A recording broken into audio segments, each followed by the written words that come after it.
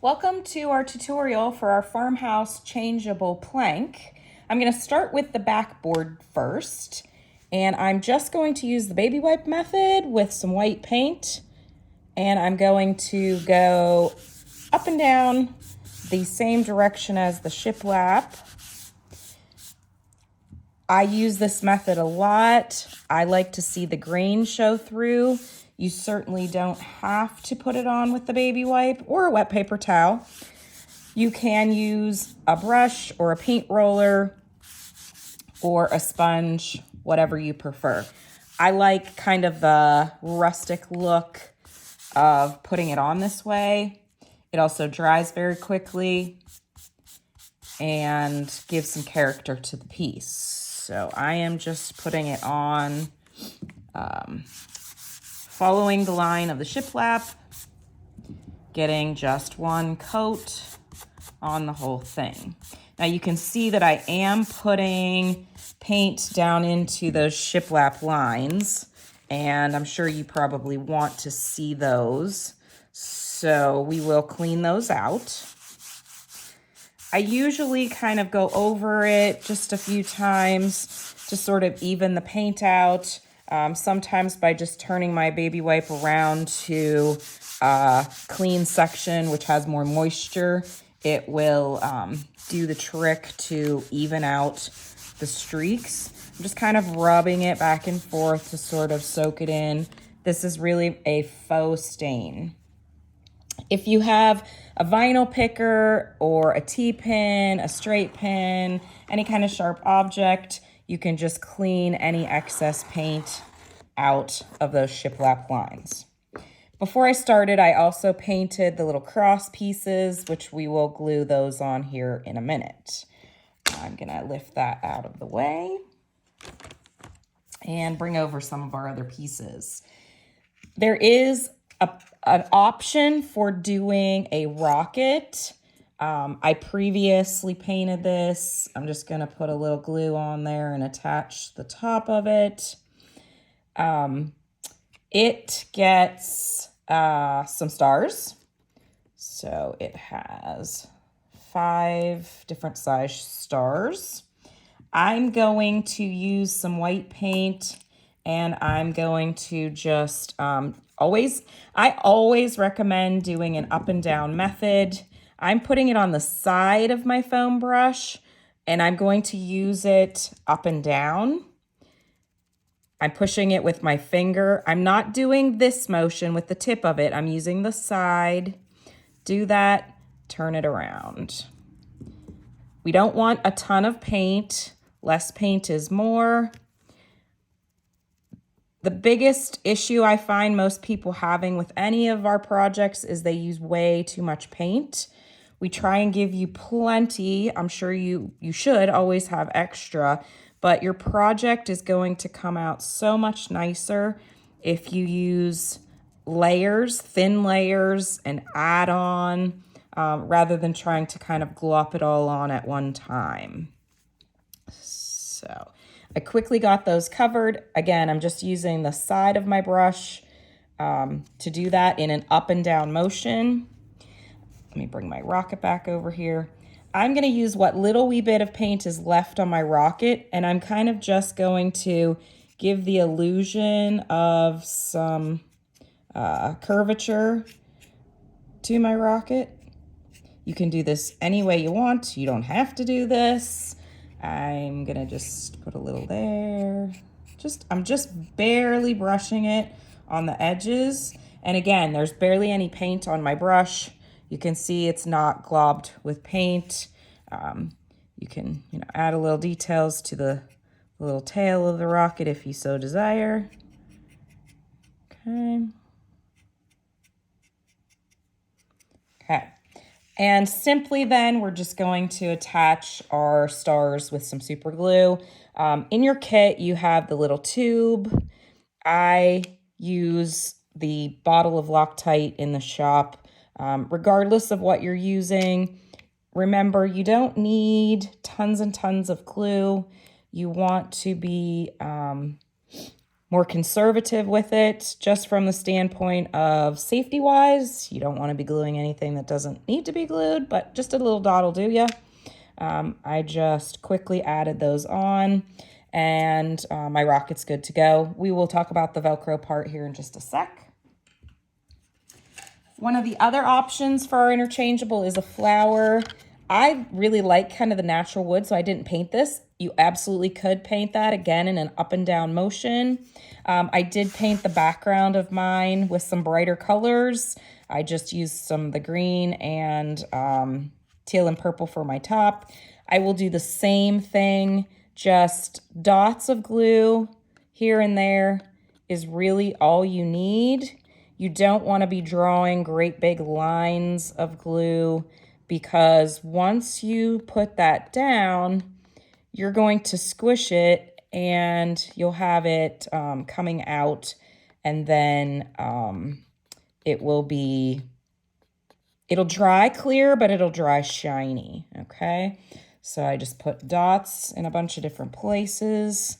I'm going to kind of just center it as I lay it back down here and hold it on there for a second. And that will be glued up. These are our spring into summer shapes. We're going to do some additional shapes for fall and winter, so we will put those out on the website later. So you've got your flower as an option. And then our carrot. I previously base coated the orange and the green. And again, I use that up and down motion. I know sometimes people are tempted to brush it back and forth because they see the texture of the paint. For instance, I'll show you here. Using a round sponge, I am going to dab some on, and then this is the same color, it just dries darker. You can see the texture there. This was painted in the exact same way, and that texture levels out once it dries. So you can kind of see there, I've got a little bit of shadow from my lighting, but okay. All right, so my carrot that I did previously has some details. I changed up my background color, added a little bit to it to darken it. And then I added polka dots and some white details on my greens. I added some wiggles and some white details, so I'll show you that. I am going to grab a tiny little bit of brown here, and I'm going to get some orange and mix it up a little bit so it just changes the shading of my orange. And I'm just putting those down, twisting them up, so I get a different color to my polka dots. Sometimes I put them off the edge. Okay, so quick and easy. Where I put that fresh orange paint, you can see, but it will dry the same as the base color. I'm gonna grab the same thing, a little bit of green and a little bit of brown, and add some detail to my greenery. I'm using an artist brush. I mean, I know everybody has different things at home that they prefer to use. Whatever works for you. I am mixing brown into my green. On the other one, I mixed green and white together, and I'm just wiggling this back and forth. Just wiggling it back and forth, kind of giving you that, you know, look that there's some texture to it. You don't have to do it like that. You could do skinny stripes. I need a little more paint here. Again, I can't see that. I'm just taking some green and some brown together. Wiggle that back and forth. Again, you can add any kind of details you like. I'm using a little brown with this one because I'm going to add some brown ribbon to it. Okay. And then I can take white or brown and add some of those details. Since I did white on the other one, I'm going to do some brown on this one. I am just literally just touching my brush right, oops, can't see that. Just touching it right to the edge. It's a pretty dry brush, and I'm just kind of like dirtying it up a little bit, I guess you could say. Let me bring this up closer. I'm just rubbing that. Let me get a little more paint. Just rubbing that right on the edges, just to give it a little bit more detail. It's easier for me to do when it's flat.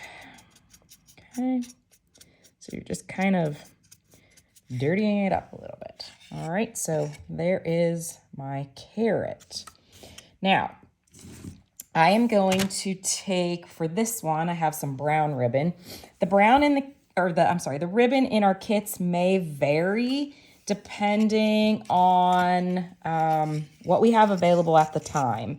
Black and white is usually pretty easy to get. I may not be able to get this brown ribbon again. I'm just tying a bow with my ribbon. And I can trim this when I'm done here. I'm just gonna fluff that out, fluff this out, pull it tight. Okay, adding that up there. I like the brown ribbon for this one with the little brown touches that I put on it. Here was the one with the white, the black and white ribbon.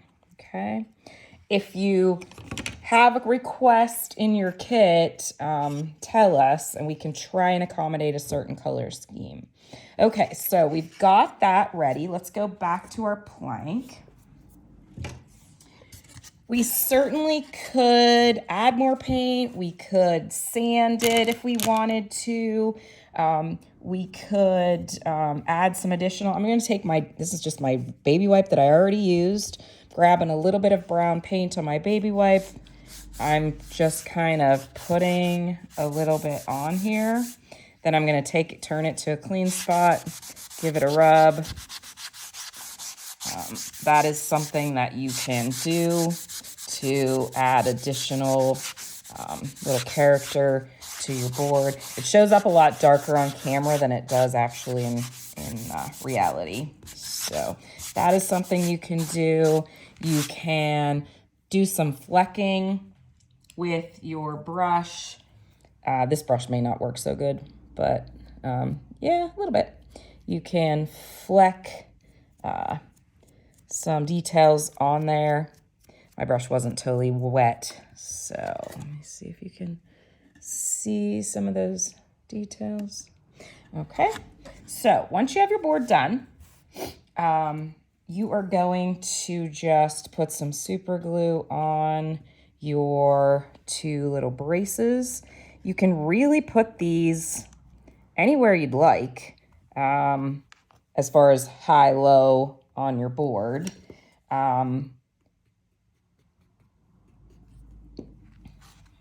There's that one. Put this one up here. I'm just eyeballing. If you want to measure, you certainly can. Okay. So those are ready to go. I am going to put Velcro on this. Now you have Velcro in your kit that does have, well, it could change, but the Velcro that we're starting with does have sticky on the back, but I'm adding hot glue for additional security to it. I'm putting one right in the center under the top brace. And then I'm putting the second one kind of in the middle. Hot glue is hot. If you don't own a hot glue gun and you need one for this project, let us know because we have some that we loan out. Okay. I always put the fuzzy side on my frame or my background so that when I add additional pieces later to another object, then I know what I needed on the other piece. So I'm just going to do my flower, and same thing. I've got that sticky Velcro. I'm going to put some hot glue on there. I'm putting one towards the top of my flower, one in the middle,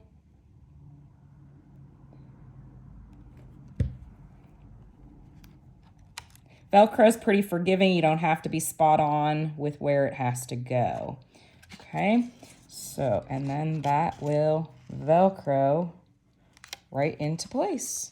Okay, so I would do the same thing on the backs of my rocket so that it would match up. I would do the same thing on the back of my carrot. The carrot, you have to trim it a little bit so that the Velcro is just kind of a wedge shape on the back of this one. And you want to position it so it'll cover over that other piece. Okay, so it would go right on there. Gotta trim my bow a little bit. And that is that. We do not have, I don't have holes in this sample, but yours will have holes. You put your twine in the top to hang it with. They will come with holes. If you decide you don't want holes and you want to be able to put a sawtooth hanger on the background, you need to let us know that, and we can swap one out for you that isn't already drilled. So there's our farmhouse interchangeable. We will be adding some fall and winter shapes later on, and I'll do a quick tutorial for those additional ones. Thanks, guys.